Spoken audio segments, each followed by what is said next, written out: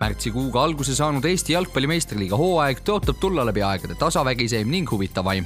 Ekspertide hinnangul konkureerib tänavu meistritiitlile koguni 5 meeskonda, kuid suurimaks favoriidiks peetakse viimase 2 aasta meistrit Tallinna FC Levadiat. Levadia peatreeneri Marko Kristelli sõnul ei saagi nende eesmärgiks olla muu kui meistritiitel. Kui sa 2 aastat järjest meistriks tulnud, siis eesmärk ei tasu nagu alla lasta. Meie eesmärk saab olla väga selge, et me lähme mängima meistritiitli peal. No ei läheks mängima, kui ei usuks sellesse, et kindlasti on, kui kõik mängivad oma potentsiaali välja, siis see 10. tiitel tuleb meile ära. Kui kuskilt hakkab logisema, siis läheb meil väga raskeks, et loodame, et siiski nii ei juhtu ja läheb meie jaoks kõik ilusasti. Üksjagu palju elevust on kohalikes jalgpalliringkondades tekitanud asjaolu, et mitmed koondise tippmängijad on naasnud koduliigasse. Näiteks valitsevad meistrid jätkasid lepingut Dmitri Kugloviga ning klubiga liitus väravaht Sergei Bareiko ja ründaja Kaimar Saag. FC Floraga taas liitus Enar Jääger ning Nõmme Kaljuread täienesid koondise edurivimeeste Ats Purje ning Joel Lindperega.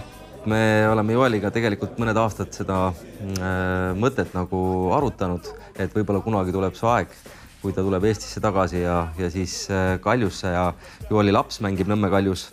Ja nüüd sai see teoks ja ütleme nii, et ka suht viimasel minutil, nii et me ise oleme ka väga õnnelikud selle üle ja ma usun, et Joolil on veel Eesti jalgpallile ja üldse jalgpallile väga palju anda, nii et kindlasti tuleb põnev hooaeg nagu koos temaga. Palju muutusi on olnud ja noori tuleb ka peale ja võimalikult palju oma kasvandikele mänguaega anda ja seda meeskonda nagu ühtsemaks muuta ja tulemusele võib-olla tuleb tähelepanu pöörata, aga loomulikult on see koostöö ja nagu pikaajaline nagu ütleme perspektiiv on meeskonna töö nagu käima saada pikemateks aastateks.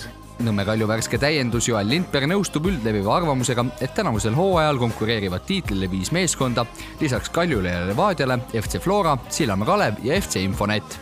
No hetkeseisu vaadates on FC Flora ja FC Levadia ja loomulikult Sillamäe, aga me loodame, et iga meeskond annab konkurentsi, et see muudaks meie liigat tugevamaks ja juba esimesed seisud on näidanud seda, et Narva üle pika aja näitab hambaid ja teised meeskonnad suudavad ka päris korralikke tulemusi teha, et see annab liigale suure nagu tõuke juurde.